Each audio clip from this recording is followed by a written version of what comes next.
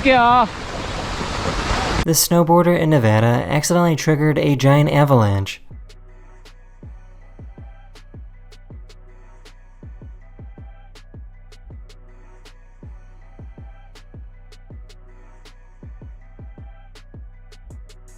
This video from 2015 shows some sailors about to take on a giant wave.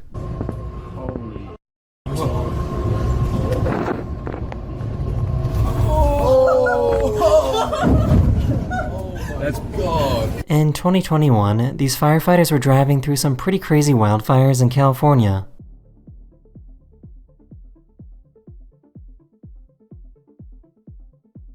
A 6.7 magnitude earthquake interrupted this couple's wedding.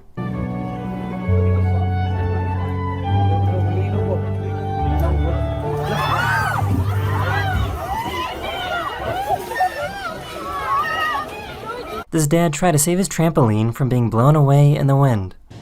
Bennett, get out of there! He will get taken too. Oh. Oh my gosh. Bennett! This video from Guatemala is probably the only video in the world like this. Dicen que es grande, ¿va mucha?